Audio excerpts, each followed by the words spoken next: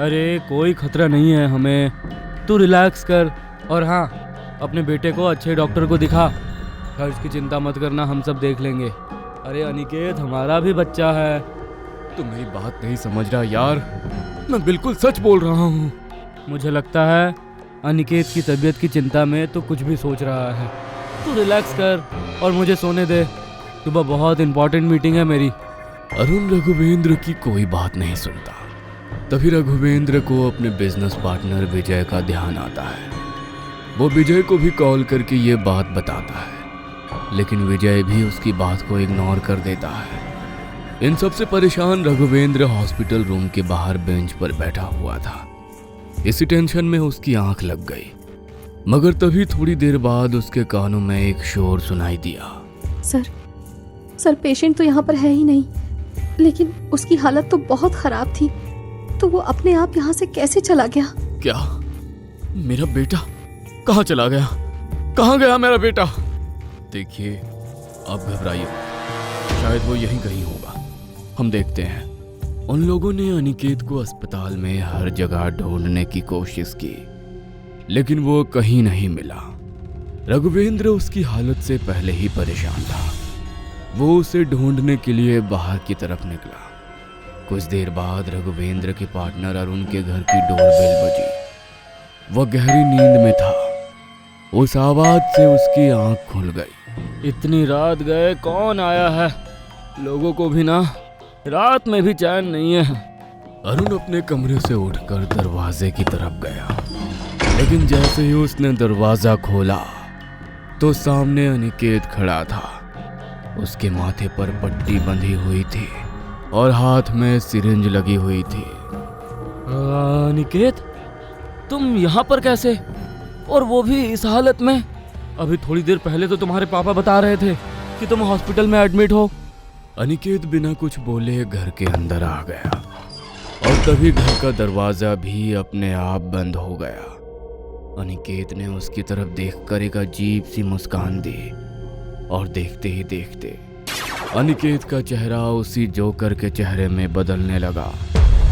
उसे देखकर अरुण बुरी तरह डर गया। अनिकेत उसकी ओर बढ़ा, तभी अरुण उसे धक्का देकर अंदर अपने कमरे में भाग गया और दरवाजे को अंदर से लॉक कर दिया।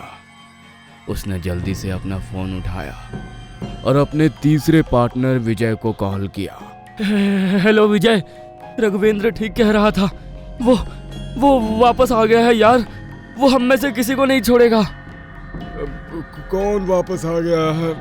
क्या बोल रहा है तू? इससे पहले कि अरुण आगे कुछ और बोल पाता, कमरे का दरवाजा जो अंदर से बंद था बड़ी ही धीमी आवाज के साथ खुलने लगा। दरवाजे के बाहर अनिकेत जोकर बनकर खड़ा था। उसे देखकर अरुण की जीभ लड़खड़ाई और फोन उसके हाथ से गिर गया। हेलो अरुण। फोन के दूसरी तरफ से विजय बार बार हेलो बोल रहा था, लेकिन अरुण के मुंह से एक भी शब्द नहीं निकल रहा था। तभी जोकर उसकी ओर बढ़ा और एक ही झटके में उसकी गर्दन को मरोड़ डाला। दर्द से अरुण की चीख पूरे कमरे में गूंज उठी। फोन पर उसकी चीख सुनकर विजय भी डर गया। उसने बहुत देर तक अरुण से बात करने की कोशिश की, लेकिन जब कई देर भी कोई रिस्पॉन्स नहीं आया तो उसने सीधे रघुवेंद्र को कॉल की। हेलो रघुवेंद्र, मुझे अभी अरुण का कॉल आया था। बहुत घबराया हुआ था, वो बोल रहा था वो वापस आ गया है, किसी को नहीं छोड़ेगा, और फिर अचानक वो चिल्लाया और कुछ बोला ही नहीं। क्या ये सब क्या हो रहा है? एक तो अनिकेत भी पता नहीं कहाँ चला गया। हम इतनी देर से उसे ढूंढने की कोशिश कर रहे हैं, कहीं वो वहीं पर तो नहीं। ओह नो, मुझे तो कोई बहुत बड़ी गड़बड़ लग रही है। हमें उसके घर चलकर देखना चाहिए। दोनों जल्दी से अरुण के घर की तरफ दौड़े। थोड़ी देर बाद वो उसके घर पहुंचे तो देखा कि घर का दरवाजा खुला हुआ है। इतनी रात को इसके घर का दरवाजा खुला हुआ है, अब तो पक्का कुछ गड़बड़ है। दोनों उसके घर के अंदर गए, लेकिन जैसे ही वे उसके कमरे में पहुंचे, अरुण को देखकर उनके होश उड़ गए। वो मृत अवस्था में जमीन पर पड़ा था और उसके बगल में जोकर की एक तस्वीर गिरी हुई थी। उसे देखते ही रघुवेंद्र और विजय सब कुछ समझ गए। ये सब कुछ उसी ने किया है। उसने बोला था वो किसी को नहीं छोड़ेगा। हमने बहुत बड़ी गलती की। इस बात को मजाक में टाल दिया हमने। हमें पहले ही सावधान हो जाना चाहिए था। लेकिन अब और नहीं, हमें कुछ करना होगा, वरना वो हमें भी मार देगा। मुझे तो अनिकेत की चिंता हो रही है विजय। उसने अनिकेत को अपने चपेट में लिया हुआ है। वो मेरे बेटे को नुकसान पहुंचाएगा। मैं क्या करूं? मुझे कुछ समझ में नहीं आ रहा। मैं एक बाबा को जानता हूं। अब बस वही हमारी मदद कर सकते हैं। जल्दी चल।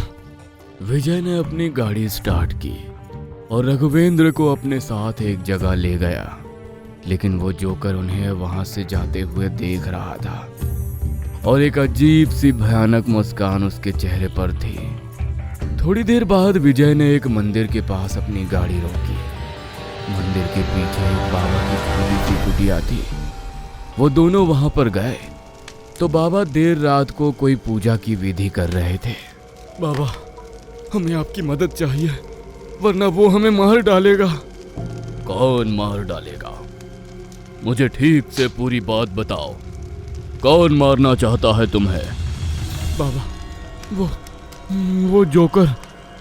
उस जोकर ने मेरे बेटे को अपने वश में कर लिया है और उसके जरिए वो हम सबको मारना चाहता है। मेरे बेटे को बचा लीजिए बाबा, वरना वो उसे भी नुकसान पहुंचाएगा। लेकिन आखिर उस जोकर से तुम्हारा क्या लेना देना है? क्योंकि कोई भी आत्मा ऐसे ही किसी के पीछे नहीं पड़ती। उसका कोई ना कोई कारण जरूर होता है और जब तक मुझे ये पता नहीं लगता मैं तुम्हारी मदद नहीं कर पाऊंगा। ये सब हमारी गलती की वजह से हुआ है बाबा। आज से 15 साल पहले हम एक लड़की को अपने सर्कस में जोकर के शो के लिए लेकर आए थे। वो बस 13 साल की थी। उसके माँ बाप ने पैसों के लालच में उसे हमें बेच दिया था कि वो हमारे सर्कस में जोकर के शो करेगी। लेकिन हम सिर्फ इतना ही नहीं चाहते थे। हमने सोचा था कि जब वो बड़ी हो जाएगी तो हम उससे गलत काम भी करवाएंगे। और क्या? ये तुम क्या बोल रहे हो? मुझे तो इस बारे में कुछ भी पता नहीं था कि तुम उससे आगे चलकर ये सब करवाने वाले हो। हाँ, क्योंकि हम जानते थे कि अगर हम तुम्हें ये सब बताएंगे तो तुम इस चीज़ के लिए कभी नहीं मानोगे। इसलिए मैंने और अरुण ने इस बात को अपने तक ही रखा। हमें तो बस अपने पैसों से मतलब था। उस रात उसकी तबीयत बहुत ख़राब थी। मैं आज का शो नहीं कर पाऊंगी। मेरी तबीयत बिल्कुल भी ठीक नहीं है। हाँ सर, इसको बहुत तेज बुखार है और अगर ऐसी हालत में ये शो करेगी और इसे कुछ हो गया तो? बाहर लोगों ने टिकट लेकर रखी है और शो है ही कितनी देर का।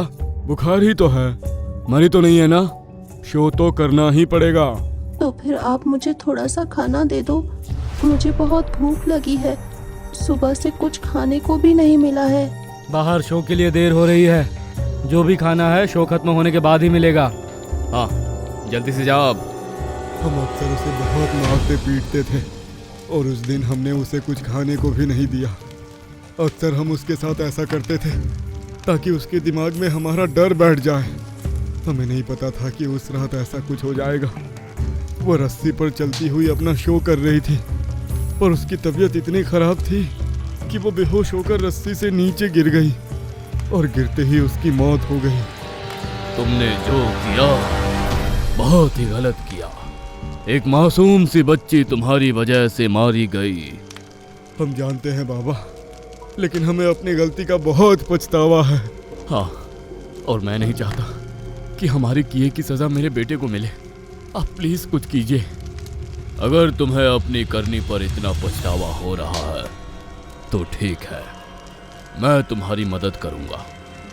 मैं तुम्हें तावीज को अभिमंत्रित करके देता हूं। उसे धारण करने के बाद वो तुम्हारा कुछ नहीं बिगाड़ पाएगी। और एक तावीज को तुम अपने बेटे को भी पहना देना तो वो उसके ऊपर भी हावी नहीं हो पाएगी। बाबा ने तावीजों को अभिमंत्रित किया और उन्हें दे दिया। रघुवेंद्र अपने गले में तावीज पहनकर और अपने बेटे के लिए तावीज लेकर सीधे अस्पताल की तरफ निकल पड़ा। विजय भी वहां से चला गया था, लेकिन वो वहां से अपने घर नहीं गया, बल्कि उसने रघुवेंद्र के घर के सामने अपनी गाड़ी रोकी। मुझे अच्छी तरह पता है कि वो यहीं पर होगा।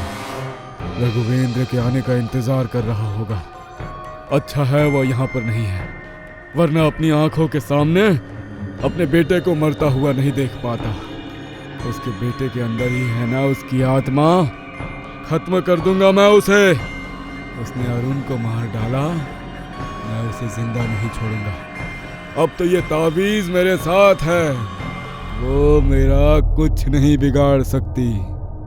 विजय ने अपने गले में पहने लॉकेट की तरफ देखा और मास्टर की से रघुवेंद्र के घर का दरवाजा खोलने लगा, लेकिन घर का दरवाजा पहले ही खुला था। वो सीधा घर के अंदर गया। पूरे घर में घोप अंधेरा था। वो ऊपर अनिकेत के कमरे की तरफ बढ़ा तो देखा कि अनिकेत दीवार की तरफ देखता हुआ हंस रहा है। तेरी हंसी अब मैं ज्यादा देर तक रहने नहीं दूंगा। तूने अरुण को मार डाला ना, वो मेरे भाई जैसा था। मैं तुझे छोड़ूंगा नहीं, क्योंकि जब तक तू जिंदा रहेगा तब तक तेरे अंदर ये जिंदा रहेगी। अनिकेत पीछे की तरफ मुड़ा तो विजय के गले में वो लॉकेट देखकर वो घबराने लगा। विजय गुस्से में उसकी तरफ बढ़ रहा था, तभी बिस्तर से उसका पैर टकराया और उसका लॉकेट बेड के किनारे लगी एक कील में फंसकर उसके गले से निकल गया। तभी अनिकेत उसे देखकर भयानक तरीके से मुस्कुराया और दौड़ता हुआ उसकी तरफ बढ़ा। उसकी गर्दन को भी उसने अरुण की तरह एक झटके में घुमाया। विजय की चीख पूरे घर में गूंज उठी।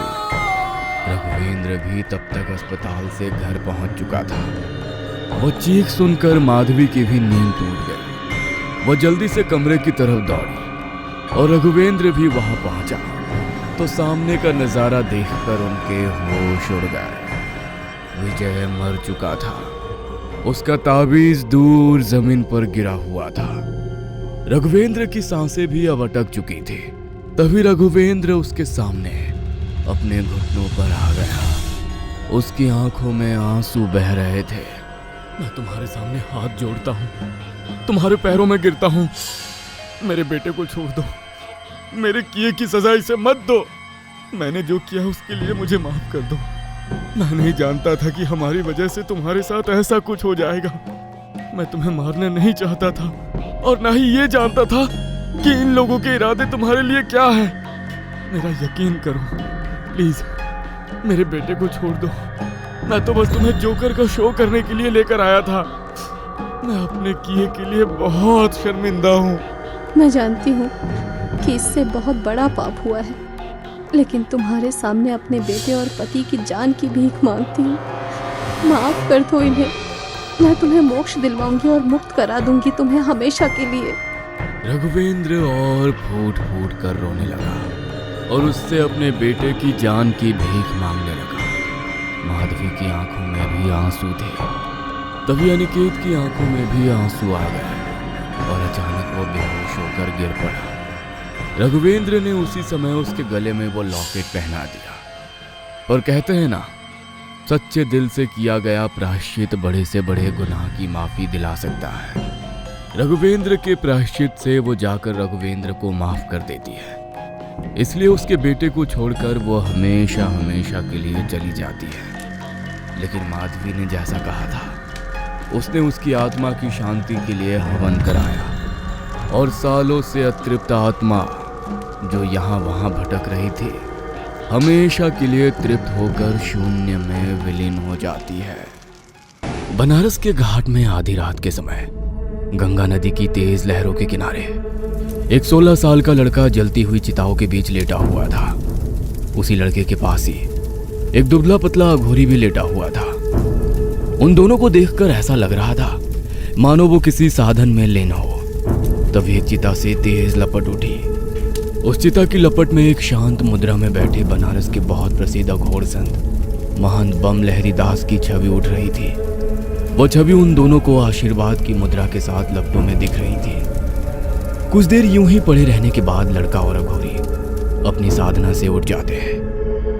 लड़का अघोरी को प्रणाम करता है और वहां से जाने की आज्ञा मांगता है।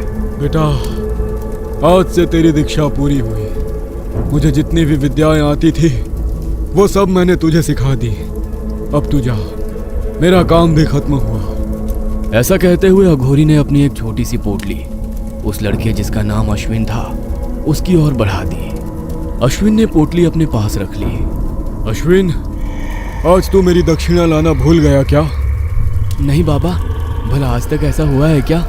यह कहते हुए अश्विन ने अपने झोले से बाबा के लिए खाना और एक शराब की बोतल निकाली। बाबा ने शराब की बोतल खोली और एक ही सांस में पूरी बोतल डकार गया। एक लंबी डकार लेने के बाद बाबा ने कहा, अब तू जा यहाँ से। लड़का तेजी से भागता हुआ अपने घर चला जाता है। इंग्लैंड के एक बहुत ही खूबसूरत समंदर के किनारे शांतनु अपनी पत्नी नंदिनी के साथ घूम रहा था। लंदन के एक छोटे से टाउन सेंट मैरी आइलैंड में वो दोनों छुट्टियां बिताने गए थे। उनकी शादी को अभी कुछ ही महीने हुए थे। इस आइलैंड की आबादी बहुत ही कम थी। इस जगह की साफ सफाई और यहाँ की खूबसूरती ऐसी थी मानो ये धरती पर ही बसा स्वर्ग हो। ये जगह कितनी खूबसूरत है ना, लगता है यहाँ से वापस ही ना जाऊं। तुम ठीक कहती हो, लेकिन जाना तो पड़ेगा। नंदिनी प्यार से शांतनु के गले लगते हुए उसे चूम लेती है। रात में नंदिनी और शांतनु समंदर किनारे बनी एक कॉटेज के अपने कमरे में सो रहे थे। तभी उनकी खिड़की पर किसी ने दस्तक दी। शांतनु खिड़की पर हो रही आवाज के कारण उठा। उसने देखा कि एक पागल से दिखने वाली औरत वहां खड़ी थी। शांतनु खिड़की के पास गया और खिड़की को खोला और उस औरत से शांतनु ने कहा, Who are you and what do you want? उस औरत ने बहुत ही धीमी आवाज में कहा, This village is haunted. You both should leave from here as soon as possible. और ये कहते हुए वो औरत वहां से भाग जाती है। बाहर तेज हवाएं चल रही थी, जिस वजह से शांतनु को उस औरत की बातें कुछ साफ सुनाई नहीं दे रही थी। नंदिनी ने शांतनु से कहा, कौन था? कोई पागल औरत थी, पता नहीं कुछ बड़बड़ा रही थी, कुछ समझ नहीं आया, तुम टेंशन मत लो। इसके बाद दोनों सो जाते हैं। नंदिनी और शांतनु दोनों बाहर घूमने के लिए कमरे से बाहर निकले ही थे कि तभी गैलरी में नंदिनी को एक बहुत प्यारी हेयर पिन पड़ी मिली। नंदिनी ने उस पिन को उठाते हुए कहा, ये हेयर पिन कितनी खूबसूरत है, किसकी हो सकती है? नंदिनी ने पहले तो इधर उधर देखा। जब उसे कोई दिखाई नहीं दिया तब नंदिनी ने उस हेयर पिन को अपने पास रख लिया और घूमने के लिए निकल गई। समंदर किनारे घूमते हुए अचानक नंदिनी की नजर अपनी परछाई पर पड़ी। उसने देखा कि नंदिनी ने शांतनु का हाथ पकड़ रखा था। तभी नंदिनी ने कुछ ऐसा देखा जिसे देखकर वो बहुत डर गई। उसने देखा कि उनकी परछाई के साथ किसी तीसरी इंसान की भी परछाई बन रही थी। नंदिनी ने देखा कि वो तीसरी परछाई नंदिनी का हाथ थामे चल रही थी। यह देखकर नंदिनी बहुत घबरा गई। नंदिनी ने शांतनु से कहा, शांतनु, ये देखो। क्या हुआ? इससे पहले नंदिनी कुछ बता पाती, वह तीसरी परछाई अचानक गायब हो गई। शांतनु, मेरी तबीयत कुछ ठीक नहीं लग रही है, चलो वापस चले। कुछ देर बाद वो दोनों वापस अपने कमरे में आ जाते हैं। आज शाम शांतनु को एक अंग्रेज अधिकारी ने अपने घर पर पार्टी में इनवाइट किया था। एक शानदार विला जो पूरी तरह रोशनी से नहाया हुआ था। पार्टी में इंग्लिश संगीत की धुन बज रही थी। विला के अंदर हॉल में एक शानदार पार्टी चल रही थी। मेहमान आपस में गर्मजोशी से मिल रहे थे। उनके बीच होने वाली बातचीत धीमे बजे संगीत के बीच घुल रही थी। शांतनु और नंदिनी विला में आते हैं। अंग्रेज अधिकारी जॉन रिगार्ड ने उन दोनों का गर्मजोशी से स्वागत किया। इसके बाद वो उन्हें खूबसूरत ढंग से सजे बहुत बड़े हॉल में ले जाता है, जहां पार्टी अपने जोरों पर चल रही थी। शांतनु मुस्कुराते हुए कहता है, कितनी ग्रेट पार्टी है नंदिनी, यहाँ की सजावट तो देखो। नंदिनी ने घबराहट भरे लहजे में कहा, हाँ, ये बहुत सुंदर है, लेकिन मुझे पता नहीं क्यों शांतनु, यहाँ घुटन सी हो रही है। नंदिनी, आज मैं किसी तरह का तमाशा नहीं चाहता। आखिर तुम्हारी प्रॉब्लम क्या है यार? जब भी मैं थोड़ा खुश होता हूँ तुम्हारा कोई ना कोई ड्रामा शुरू हो जाता है। जब से मैं यहाँ आया हूँ एक दिन भी सुकून से नहीं रहा। नंदिनी को शांतनु की बातों ने डरा दिया। उसे ना चाहते हुए भी पार्टी में रुकना पड़ा। थोड़ी ही देर में धीमी म्यूजिक ने बजना शुरू किया और देखते ही देखते हॉल में सोशल डांस शुरू हो गया। नंदिनी भी ना चाहते हुए केवल शांतनु की खुशी के खातिर डांस कर रही थी। उसके भी पार्टनर बदल रहे थे। डांस के दौरान ही नंदिनी के पास एक बहुत ही हैंडसम अंग्रेज ने आकर उसे थाम लिया। उस अंग्रेज के हाथ लगाते ही नंदिनी के जिस्म में ना जाने अचानक एक सरसरी फैल गई। नंदिनी उसकी नीली आंखों में खोती जा रही थी। नंदिनी उसके साथ डांस में इतना खो चुकी थी कि उसे एहसास ही नहीं हो रहा था कि वो इस वक्त कहाँ है और किसके साथ है। नंदिनी उस अंग्रेज की बाहों में इस तरह खोई हुई थी कि नंदिनी को उसके सिवाय इस वक्त कोई नजर नहीं आ रहा था। तभी शांतनु ने नंदिनी को रोकते हुए कहा, नंदिनी, ये तुम कैसी पागलों जैसी हरकतें कर रही हो? नंदिनी को शांतनु की बातों ने होश में लाया। नंदिनी ने देखा कि वो पार्टी में खड़े लोगों के बीच अकेले ही डांस कर रही थी। नंदिनी यह देखकर बहुत घबरा जाती है। वो पागलों की तरह उस इंसान को ढूंढती है जिसके साथ वो अभी डांस कर रही थी, लेकिन वो नंदिनी को कहीं दिखाई नहीं देता। वहां मौजूद सभी लोग नंदिनी के बारे में बातें कर रहे थे। नंदिनी ने सभी से माफी मांगी और शांतनु से कहा, शांतनु, मेरी तबीयत ठीक नहीं लग रही है, प्लीज चलो यहाँ से। शांतनु पार्टी छोड़कर नहीं जाना चाहता था, लेकिन नंदिनी की खातिर वो पार्टी अधूरी छोड़कर अपने होटल में आ जाता है। पार्टी अधूरी छोड़ने की वजह और नंदिनी के पागलों की तरह बिहेव के कारण शांतनु का मूड खराब था। उसने आज ज्यादा शराब पी रखी थी। वह बिस्तर पर आकर सीधे सो जाता है। आधी रात के वक्त नंदिनी को अचानक तेज बुखार आ जाता है। वह बुखार से तप रही थी। तभी रात के 1 बजे अचानक कमरे के पर्दे उड़ने लगे और चारों ओर कोहरा सा छा गया। नंदिनी ने अपने सपनों में खुद को पार्टी में वापस पाया। भीड़ के बीच से गुजर रही थी कि तभी किसी ने नंदिनी का हाथ पकड़ लिया। नंदिनी पलटी। उसने देखा कि यह वही इंसान था जो उसके साथ पार्टी में डांस कर रहा था। उसने नंदिनी को अपना नाम हेनरी बताया और फिर वो नंदिनी के साथ डांस करने लगा। हेनरी की आंखों में गजब की कशिश थी। ना चाहते हुए भी नंदिनी चुंबक की तरह उसकी ओर खींची चली जा रही थी। हेनरी के साथ नंदिनी ने जिस गर्मजोशी और खुशी को महसूस किया वो एक नशे से कम नहीं थी। उसके तन बदन में जिस भावना की लहर उठ रही थी वो उसे बयान नहीं कर सकती थी। ऐसा लग रहा था जैसे उस पल में हकीकत और सपनों के बीच की सारी सीमाएं धुंधली हो गई थी। नंदिनी चरम सुख पा रही थी जिसके लिए ना जाने वो कब से तरस रही थी। सुबह की पहली किरण के साथ नंदिनी की नींद खुली। नंदिनी आज खुद को काफी तरोताजा महसूस कर रही थी। ऐसे ही समय बीतने लगा। अब रोज नंदिनी के सपनों में हेनरी का आना और उसके साथ नंदिनी का घूमना फिरना, खाना पीना और मस्ती करने के साथ ही बिताए गए खुशी के हर पल नंदिनी की दुनिया बन चुके थे। हेनरी और नंदिनी का प्यार अब गहरा हो चुका था। नंदिनी ज्यादातर खोई खोई सी रहने लगी थी। नंदिनी की मानसिक स्थिति ऐसी हो चुकी थी मानो वो वर्चुअल दुनिया में अपनी दूसरी जिंदगी किसी और के साथ जी रही हो। लंबी छुट्टी के बाद शांतनु और नंदिनी वापस अपने घर आ चुके थे। कुछ दिन बीत जाने के बाद एक दिन शांतनु के पिता सुबोध बनर्जी अपनी आराम कुर्सी पर बैठे चाय पी रहे थे। उनके पास ही जमीन पर बैठी उनकी पत्नी दुर्गा उनके लिए पान बना रही थी। सुबोध बनर्जी की पत्नी दुर्गा ने कहा, आपने कुछ देखा? नंदिनी जब से वापस लौटी है गुमसुम सी रहती है। पहले तो खूब बातें करती थी, लेकिन अब उसे हर वक्त सोने की जल्दी लगी रहती है। अरे तुम यूं ही घबरा रही हो। लंदन तुम्हारे मायके जितना पास नहीं है जो पैदल ही चले गए।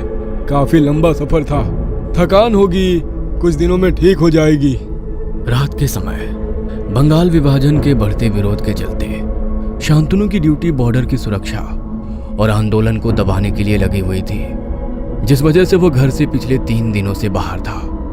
दरअसल बंगाल के बंटवारे के बाद पश्चिम बंगाल के कुछ किसान पूर्वी बंगाल की ओर जाने की जिद कर रहे थे, जिनकी जमीनें बंटवारे के बाद पूर्वी बंगाल में जा चुकी थी। अंग्रेजी सेना और बंगाली किसानों के बीच हुई इस खूनी झड़प में कई अंग्रेज सिपाही मारे गए थे। इस घटना का नतीजा ये हुआ कि अब किसानों को पूर्वी बंगाल में जाने पर पूरी मनाही हो गई और अब वहां दिन रात पुलिस का पहरा रहने लगा था। इधर घर पर नंदिनी रात के समय अपने कमरे में सो रही थी। कुछ देर बाद सपनों में हेनरी आता है। हेनरी के आते ही नंदिनी के चेहरे पर मुस्कान आ गई। हेनरी ने हाथ बढ़ाया। उनके हाथ एक दूसरे से जुड़ गए और वो दोनों एक दूसरे में खो जाते हैं। रात में शांतनु की मां नंदिनी के कमरे के पास से गुजर रही थी कि तभी उन्हें नंदिनी के कमरे से नंदिनी की अजीब सी कराहने की आवाज और उसकी उठ रही सिसकियां सुनाई देती है। दुर्गा के कदमों को नंदिनी के कमरे से आ रही आवाज ने रोक दिया। उसने दरवाजे पर कान लगाकर सुनने की कोशिश की। कुछ देर तक नंदिनी की आवाजें आती रही और फिर एक लंबी आह के साथ सब कुछ शांत हो गया। दुर्गा के चेहरे पर चिंता की लकीरें उभर आई थी। सुबह का समय आज शांतनु कई दिनों के बाद घर वापस आया था। शांतनु जमीन पर बैठा खाना खा रहा था। उसकी माँ दुर्गा उसके पास ही बैठी थी और नंदिनी उसे खाना परोस रही थी। दुर्गा ने शांतनु से कहा, शांतनु, तेरे और नंदिनी के बीच सब कुछ ठीक तो है ना? शांतनु ने खाने का निवाला निगलते हुए कहा, हाँ माँ, क्यों, कोई बात हुई है क्या? शांतनु बेटा, नंदिनी की नई नई शादी हुई है। उसे भी अपने पति के साथ वक्त बिताने का मन करता होगा, और तू है कि हरदम बस काम में ही व्यस्त रहता है। माँ, तुम तो जानती हो इस वक्त हालात कैसे हैं। मेरे ऊपर बहुत जिम्मेदारियां हैं। हे दुर्गा माए कखोन तो के बुद्धि होबे। तू एकटा काज कर, आमा की दादी बना दे। आमी तो के आर किच्छू बोलबे ना। माँ, तुम भी ना बस रट लगा देती हो। मैं जा रहा हूँ। झुंझलाता हुआ शांतनु हाथ धोने चला जाता है। बनारस की तंग गलियों के बीच पंडित पुरुषोत्तम शर्मा अपने मकान में अपनी पत्नी से बातें कर रहे थे। क्या करूं इस लड़के का मैं? ये मेरी बात क्यों नहीं मानता? अघोरियों की साधना छोटे बच्चों के लिए नहीं है, लेकिन ना जाने उस अघोरी ने कौन सी घुट्टी इसे पिला रखी है। ये किसी की बात सुनने को तैयार ही नहीं है। पुरुषोत्तम शर्मा बड़बड़ा ही रहे थे कि तभी अश्विन घर आता है। मैंने तुझे कितनी बार समझाया कि उस अघोरी का पीछा छोड़ दे, लेकिन तू है कि अपने पिता की बात नहीं मानता। अश्विन ने अपने पिता को कुर्सी पर बिठाते हुए कहा, पिताजी, आप गुस्सा मत करिए, लीजिए ये पानी पीजिए। पिताजी, आप दीदी की चिंता मत कीजिए, आज के बाद उसे कोई परेशान नहीं करेगा। ये कहते हुए अश्विन अपने कमरे में चला जाता है। अश्विन ने अपने कमरे में एक फर्श पर बने चक्र के बीच बैठा हुआ था। उसने आटे को गूंथकर एक पुतले को बनाया हुआ था। कुछ मंत्र पढ़ते हुए अश्विन उस पुतले को कभी मारता तो कभी उसके हाथ मरोड़ता तो कभी उसे जलाता। ऐसा करते हुए अश्विन को रात हो गई। रात के 9 बजे अश्विन ने एक तिनका उठाया और उस पुतले के सिर पर घुमाते हुए कहा, अगर दोबारा तूने कभी भी सावित्री को मारा या उसके माता पिता को भला बुरा कहा तो वो दिन तुम्हारी जिंदगी का आखिरी दिन होगा। अश्विन ने उस पुतले के कान में फिर कहा, तो कल सुबह जाकर अपनी पत्नी सावित्री के सामने उसके माता पिता के घर जाकर उनसे माफी मांगेगा। इधर अश्विन का जीजा जो बनारस में ही रहता था, उसे आज सुबह से ही शरीर में तेज दर्द और पीड़ा हो रही थी। बहुत इलाज कराने के बावजूद उसकी तबीयत ठीक नहीं हो रही थी। पूरा दिन दर्द और पीड़ा से कराहते हुए बीता। कुछ पल सुकून के बीते ही थे कि अचानक रात में सोते उसके कानों में अश्विन की कही बातें गूंजी और उसके बाद से उसकी तकलीफ अपने आप कम हो गई। इधर अश्विन रात के समय अपने कमरे से बाहर निकला। उसने अपनी माँ से मुस्कुराते हुए कहा, माँ, चिंता मत करो, मैंने सब ठीक कर दिया है। अब जीजा जी दीदी को कभी परेशान नहीं करेंगे। इतना कहने के बाद अश्विन ने कहा, माँ, बहुत जोरों की भूख लगी है, कुछ खाने को दो ना। अगले दिन सुबह सुबह कोई अश्विन के घर का दरवाजा जोर जोर से पीट रहा था। अश्विन के पिताजी ने दरवाजा खोला ही था कि तभी उनके कदमों में उनका दामाद लेट गया। उसने रोते हुए बोला, पिताजी, मुझे माफ कर दीजिए, मुझसे बहुत बड़ी भूल हुई है। मैंने सावित्री को बहुत दुख दिया है। पिताजी, मैं अपने कुकर्मों की माफी मांगने आया हूँ। आज के बाद मैं कभी भी सावित्री को सताने की भूल नहीं करूँगा। ये बात सुनकर अश्विन की माँ अश्विन की ओर अचरज भरी निगाहों से देखती है। अश्विन आंगन में खड़ा अपने जीजा जी को देखकर मुस्कुरा रहा था, लेकिन उसका जीजा अश्विन को संदेह भरी निगाहों से देख रहा था। अश्विन माँ से कहता है, माँ, जीजा जी की अक्ल ठिकाने आ गई। ये कहता हुआ वो हंसने लगता है। कुछ देर बाद अश्विन बनारस की तंग गलियों से भागता हुआ जल रही चिताओं को पार करता हुआ गंगा नदी के घाट पर पहुंचता है। घाट पर अघोरियों की भीड़ जमा थी। अश्विन उनके बीच से होता हुआ आगे बढ़ता है और देखता है उसके गुरु अघोरी मरे पड़े हैं। वो अपने गुरु को देखकर बहुत उदास होता है और उन्हें प्रणाम करता है। रात का समय शांतनु अपने घर पर नंदिनी के साथ कमरे में लेटा हुआ था। नंदिनी, तुम्हें पता है, आज माँ मुझसे कह रही थी कि उन्हें मैं जल्दी से दादी बना दूं। नंदिनी शांत लेटी रही। उसने शांतनु की बातों का कोई जवाब नहीं दिया। शांतनु ने उसके चेहरे पर हाथ फेरा, लेकिन नंदिनी ने शांतनु का हाथ एक और करते हुए कहा, शांतनु, मेरी तबीयत ठीक नहीं, मुझे सोने दीजिए। आओ, मैं तुम्हारी तबीयत ठीक कर देता हूँ। शांतनु ने नंदिनी को गले लगा लिया। आधी रात के करीब उनके कमरे के पर्दे एक बार फिर उड़ने लगे। नंदिनी सपनों में थी, लेकिन आज हेनरी उससे बातें नहीं कर रहा था। इस वक्त लंदन के एक खूबसूरत पार्क में हेनरी नंदिनी से दूर एक बेंच पर काफी गुस्से में बैठा हुआ था। हेनरी को शांतनु का नंदिनी के करीब आना बिल्कुल पसंद नहीं आया। नंदिनी ने देखा कि हेनरी तेजी से उठा और वहां से जाने लगा। तभी नंदिनी ने उसे रोकने के लिए आवाज दी। नंदिनी की आवाज सुनकर हेनरी नंदिनी की ओर पलटा, लेकिन ये क्या? इस वक्त हेनरी का चेहरा बहुत भयानक और डरावना हो चुका था। वो किसी शैतान की तरह लग रहा था। नंदिनी हेनरी का भयानक चेहरा देखकर डर गई और उसकी एक झटके में नींद खुल गई। नंदिनी अपने बिस्तर पर बैठी थी। उसका दिल जोरों से धड़क रहा था। उसने अपने माथे पर उभर आए पसीने को पोंछा। कमरे के पर्दे अचानक फड़फड़ाने लगे। उन्हें देखकर ऐसा लग रहा था मानो कोई अदृश्य शक्ति उसे हिला रही हो। नंदिनी ने खुद को शांत करने की कोशिश करते हुए एक गहरी सांस ली, लेकिन कमरे की भयानक हलचल ने उसकी चिंता को और बढ़ा दिया था। काफी देर तक नंदिनी ख्यालों में खोई रही। उसे पूरी रात नींद नहीं आई। अगली सुबह शांतनु का शरीर तेज बुखार से जल रहा था। नंदिनी ने दुर्गा से कहा, माँ जी, शांतनु को तेज बुखार है, आप डॉक्टर को बुला लीजिए। दुर्गा ने तुरंत नौकर को भेजकर डॉक्टर को बुलवा लिया।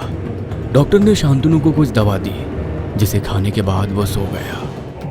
शांतनु ने खुद को समुद्र के किनारे खड़ा पाया। इससे पहले कि शांतनु अपने पास की जगह को समझ पाता, उसके सिर के पिछले हिस्से में अचानक अंधा कर देने वाला दर्द हुआ। वो लड़खड़ाता हुआ आगे बढ़ा। उसके पैरों के नीचे समुद्र के किनारे की गीली रेत खिसक रही थी और वो अपना संतुलन बनाए रखने के लिए संघर्ष कर रहा था। शांतनु पलटा। उसने देखा कि उसके सामने एक बहुत ही डरावने चेहरे वाला इंसान था। उसके पहनावे से वो अंग्रेज लग रहा था। भूत ने उस पर फिर हमला किया। छड़ी हवा में सीटी बाजा बजाती हुई शांतनु के कानों के बहुत करीब से गुजर गई। शांतनु भी उस भूत से बचने का प्रयास कर रहा था, लेकिन उसका हर मुक्का उस शैतान के शरीर से ऐसे गुजर रहा था मानो जैसे वो धुएं को मारने की कोशिश कर रहा हो। एक भारी गुर्राहट के साथ भूत ने शांतनु के तखने को पकड़ लिया। उसकी पकड़ बर्फीली और काफी मजबूत थी। शांतनु ने लात मारी और उस शैतान की पकड़ से छूटने की बहुत कोशिश की, लेकिन वो उस शैतान की पकड़ से छूट ना सका। तभी शांतनु ने देखा कि उस शैतान ने अपना जबड़ा अचानक बहुत बड़ा कर लिया और उसके मुंह में नुकीली दांतों की कतारें दिखाई दी। तभी उसने एक तेज भयानक शोर के साथ शांतनु के पैर में अपने दांत गड़ा दिए। शांतनु के शरीर में पीड़ा फैल गई। वो चीखा। जलते हुए दर्द ने उसे झकझोर कर जगा दिया। उसकी चीख उसके बेडरूम में गूंज रही थी। शांतनु की चीख सुनकर दुर्गा और नंदिनी शांतनु के पास आए। इस वक्त शांतनु काफी डरा हुआ था। दुर्गा ने शांतनु से डरने की वजह पूछी। शांतनु ने अपनी मां को सपने के बारे में सब कुछ बता दिया। शांतनु की बात सुनकर नंदिनी बहुत घबरा चुकी थी। शांतनु ने जो हुलिया उस शैतान का बताया था, वो हुलिया हूबहू हेनरी की तरह था, जिसे आखिरी बार नंदिनी ने अपने सपने में देखा था। दुर्गा ने शांतनु से कहा, बेटा, ये सपना था, डरने की कोई बात नहीं। शांतनु को एक बार फिर आराम करने के लिए छोड़कर दुर्गा कमरे से बाहर निकल गई। दुर्गा के जाते ही नंदिनी ने शांतनु के पैर को देखा, जहां काटने का ताजा निशान बना हुआ था। नंदिनी ने खुद से कहा, इसका मतलब शांतनु सच कह रहे हैं। हेनरी ने मारने की कोशिश कर रहा है। मुझे हेनरी को ऐसा करने से रोकना होगा। अब नंदिनी को भी समझ आ चुका था कि वो हेनरी के वश में थी। वो शांतनु को मरने नहीं देना चाहती थी, इसलिए उसने रात में हेनरी को रोकने का फैसला किया। रात का समय नंदिनी हेनरी से मुलाकात की आश में जल्दी सो गई, लेकिन हेनरी उसके सपनों से पूरी तरह गायब हो चुका था। इधर शांतनु भी नींद में सपने देख रहा था। उसने देखा कि उसे बंगाल बॉर्डर पर ड्यूटी करते हुए लोगों की भीड़ ने घेर लिया है और वो सभी उसे मारने के लिए बेताब हैं। तभी उस भीड़ के बीच से हेनरी का भूत अपना भयानक चेहरा लिए बाहर निकला और बिना देरी किए वो शांतनु को बुरी तरह मारने लगा। शांतनु को उसने मारकर अधमरा कर दिया था। हेनरी उसके सिर पर एक बड़ा सा पत्थर टपकाने ही वाला था कि तभी एक तेज आवाज ने शांतनु की नींद तोड़ दी। नंदिनी ने शांतनु को जगाते हुए कहा, शांतनु उठिए, आंखें खोलिए। शांतनु ने अपनी आंखें खोली। वह बहुत घबराया हुआ था। उसने नंदिनी से कहा, नंदिनी, वो मुझे मार डालेगा, मुझे बचा लो। नंदिनी ने देखा कि शांतनु के शरीर पर बहुत सारे चोट के निशान थे। शांतनु को गले लगाते हुए नंदिनी ने कहा, आपको कुछ नहीं होगा, मैं आपको कुछ नहीं होने दूंगी। दूसरे दिन बनारस में अपने पिता चंद्रकिशोर को नंदिनी ने फोन लगाया और शांतनु के साथ हो रही पूरी घटना के बारे में जानकारी देते हुए कहा, पिताजी कुछ करिए, शांतनु की जान खतरे में है। नंदिनी बेटा, तो चिंता मत कर, मैं आज ही गोवर्धन जी के पास जाता हूँ। उनके पास जरूर कोई ना कोई उपाय होगा, शांतनु को कुछ नहीं होगा बेटा। कुछ देर के बाद नंदिनी के पिता चंद्रकिशोर गोवर्धन जी के पास जाते हैं और सारी समस्या के बारे में उन्हें बताते हैं। चंद्रकिशोर जी, आपने तो बहुत ही अजीब समस्या बताई है, लेकिन मैं आपको खाली हाथ नहीं जाने दे सकता। मैं आपको यह अभिमंत्रित कंठमाला देता हूँ, इसे जाकर शांतनु को पहना दीजिए। वह बुरी शक्ति शांतनु का फिर कुछ नहीं बिगाड़ पाएगी। पंडित जी, आप तो जानते ही हैं कि मुझे आंखों से कम दिखाई देता है और नंदिनी मेरी इकलौती बेटी है।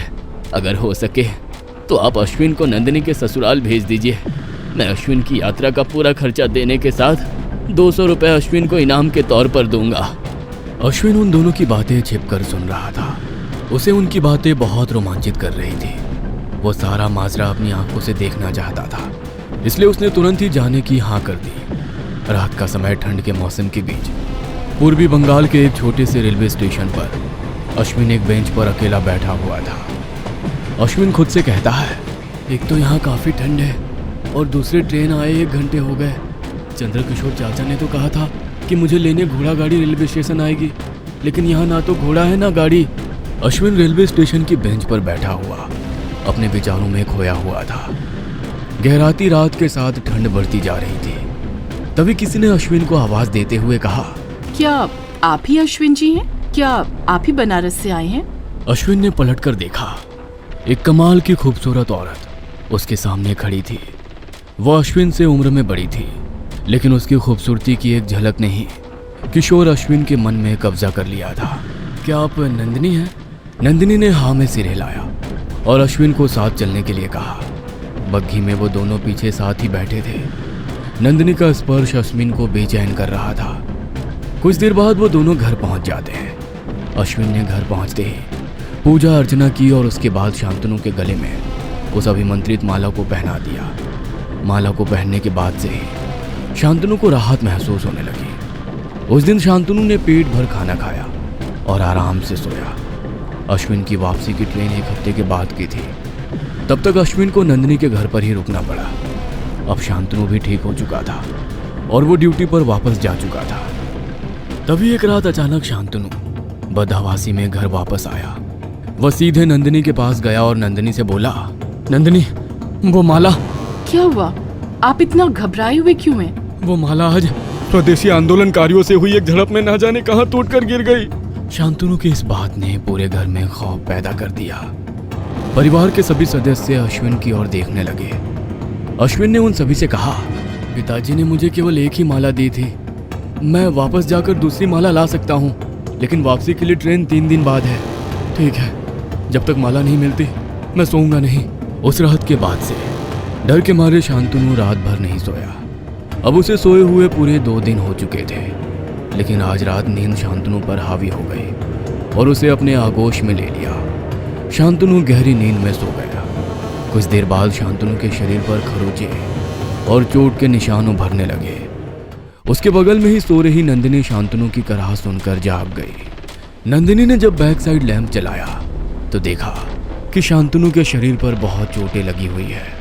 वो ये देखकर बहुत घबरा गई। नंदिनी ने मदद के लिए घर वालों को पुकारना शुरू कर दिया। उसकी आवाज़ पूरे घर में गूंज उठी। नंदिनी का शोर सुनकर परिवार के सदस्य उसके कमरे में भागकर आ पहुंचे। उन सभी के चेहरों पर घबराहट और डर की झलक थी। नंदिनी ने शांतनु को जगाने की कोशिश की, उसे हिलाया और उसका नाम पुकारा, लेकिन वो कोई प्रतिक्रिया नहीं दे रहा था। उसके घाव लगातार खराब होते जा रहे थे, मानो कोई अदृश्य शक्ति उस पर लगातार हमला कर रही हो। तभी वहां अश्विन भी पहुंच जाता है। शांतनु के घाव गहरे होते जा रहे थे। नंदिनी अश्विन को देखते ही उसके पैरों पर जा गिरी और अपने पति को बचाने के लिए गिड़गिड़ाने लगी। कुछ देर सोचने के बाद अश्विन ने कहा, ठीक है, मेरे पास एक उपाय है जिससे मैं आपके पति की जान बचा सकता हूँ, लेकिन एक शर्त यह है कि चाहे धरती ही क्यों ना फट जाए, आप लोग हम दोनों के शरीर को किसी भी हालत में नहीं छुएंगे। और ये कहते हुए अश्विन शांतनु के ठीक बगल में लेट गया। अश्विन ने नंदिनी से कहा, आप चिंता मत कीजिए, मैं आपके पति को सही सलामत वापस लेकर आऊंगा। शांतनु के बगल में लेटते ही अश्विन ने योग निद्रा के लिए ध्यान करना शुरू कर दिया। कुछ देर बाद अश्विन शांतनु के सपने में था। वह लंदन की सड़कों में इधर उधर भटक रहा था, लेकिन उसे शांतनु कहीं नजर नहीं आ रहा था। अश्विन शांतनु की खोज करते हुए उसी कॉटेज में चला गया जहां नंदिनी और शांतनु ठहरे हुए थे। उसी कॉटेज के कमरे में हेनरी अपनी मंगेतर ग्रेस के साथ रुका था। अश्विन ने आगे देखा कि एक रात ग्रेस ने अपने बॉयफ्रेंड की मदद से हेनरी का कत्ल कर दिया और वहां से चुपचाप निकल गई। अश्विन ने देखा कि ग्रेस वहां से भाग रही थी कि तभी उसकी हेयर पिन गिर जाती है। तब से हेनरी की आत्मा ग्रेस को ढूंढ रही थी। इस घटना के कुछ दिनों बाद शांतनु और नंदिनी ठीक उसी कमरे में रहने के लिए आते हैं। अश्विन ने देखा कि ग्रेस की हेयर पिन नंदिनी को मिल जाती है। उस हेयर पिन को नंदिनी के बालों में लगा देखकर हेनरी की आत्मा नंदिनी को ग्रेस अपनी मंगेतर समझ बैठती है और तब से वो नंदिनी के साथ ही रहती है। अश्विन को इन सब के पीछे का कारण अब पता चल चुका था, लेकिन उसे अभी तक शांतनु कहीं नहीं मिला था। तभी अश्विन कॉटेज में बने एक तहखाने में जाता है। वो देखता है कि यहाँ शांतनु बेहोश पड़ा हुआ है। उसके इर्द गिर्द तेल बिखरा हुआ था। उस जगह को देखकर ऐसा लग रहा था मानो कोई शांतनु को जलाकर मारने की तैयारी कर रहा हो। तभी एक चिंगारी हवा में उड़ती हुई फर्श पर आ गिरी और देखते ही देखते पूरे कमरे को आग की लपटों ने अपने घेरे में ले लिया। इधर नंदिनी और शांतनु के माता पिता ने देखा कि जिस बेड में शांतनु और अश्विन लेटे हैं उसमें आग लग गई है। वो आग को देखकर बहुत घबरा जाते हैं, लेकिन अश्विन ने उससे कहा कि चाहे कुछ भी हो जाए हमारे शरीर को आप लोग छुएंगे नहीं। इस वजह से वो उनके शरीर को हाथ नहीं लगाते। इधर अश्विन का दिमाग तेजी से चलने लगता है। वह हेनरी का हाथ पकड़ते हुए मंत्र जपने लगा। हेनरी लगातार चीखता हुआ अश्विन को मार रहा था। अश्विन के शरीर पर उस मार से बहुत चोट लग रही थी, लेकिन अश्विन ने हेनरी का हाथ नहीं छोड़ा। तभी हेनरी ने अश्विन को एक और धकेल दिया और उसने शांतनु को उस ओर फेंकने की कोशिश की जिस ओर आग लगी हुई थी, लेकिन अश्विन ने हेनरी के पैर में एक लात मारा और उसे गिरा दिया। उसके ऐसा करते ही घर पर पड़ा शांतनु का शरीर बिस्तर से गिर गया। अब जल रहे बेड के ऊपर अश्विन ही बचा था। इधर अश्विन के ऊपर हेनरी का शैतान हावी हो रहा था। वो उसके ऊपर बैठा उसका गला दबा रहा था कि तभी अश्विन के हाथ जलती हुई लकड़ी लग जाती है और अश्विन सीधे उस जलती हुई लकड़ी को हेनरी की आंखों में घुसा देता है। जैसे ही हेनरी की आंखें जली उसने अश्विन का गला छोड़ दिया। मौका पाते ही अश्विन ने हेनरी को आग में धकेल दिया, जिससे एक भयानक आग भड़क उठी और उस आग में हेनरी की आत्मा जलकर खाक हो गई। अश्विन भी अब अपने शरीर में वापस पहुंच चुका था। वो जलते हुए बिस्तर पर तेजी से उठा। इस वक्त अश्विन बहुत ज्यादा घायल हो चुका था। अश्विन को नंदिनी ने सहारा दिया। अश्विन ने नंदिनी से कहा, मैंने आपसे वादा किया था, आपके लिए मैं किसी भी शैतान से लड़ सकता हूँ। अश्विन की बातें सुनकर नंदिनी उसका हाथ पकड़कर रोने लगी। अब सब कुछ सही हो चुका था। शांतनु और नंदिनी को हेनरी की आत्मा से हमेशा हमेशा के लिए मुक्ति मिल चुकी थी। कुछ दिनों के बाद आज अश्विन बनारस वापस लौटने के लिए तैयार था। नंदिनी के पास जाकर अश्विन ने कहा, आपके पास जो एक हेयर पिन है जो आपको होटल में मिली थी उसे मुझे दे दीजिए। अश्विन के इस तरह हेयर पिन मांगने पर नंदिनी और बाकी के घर लोग हैरान हो जाते हैं। अश्विन ने वहां से जाते हुए सभी से कहा, किसी भी अनजान वस्तु को यूं ही अपने पास नहीं रखना चाहिए, ना जाने आप उसके साथ अपने घर में किसे ला रहे हो। तभी घर की फोन की घंटी बजी। नंदिनी ने फोन रिसीव किया। उसने अश्विन की ओर देखते हुए कहा, अश्विन, तुम्हें पिताजी ने जल्दी घर आने को कहा है। नंदिनी की बात सुनकर अश्विन मुस्कुराता है और वहां से अपने घर के लिए निकल पड़ता है। अगर आपको हमारी यह हॉरर स्टोरी अच्छी लगी हो तो और भी अच्छी हॉरर स्टोरी देखने के लिए हमारे चैनल को सब्सक्राइब करें, लाइक करें, शेयर करें और कमेंट करना ना भूलें।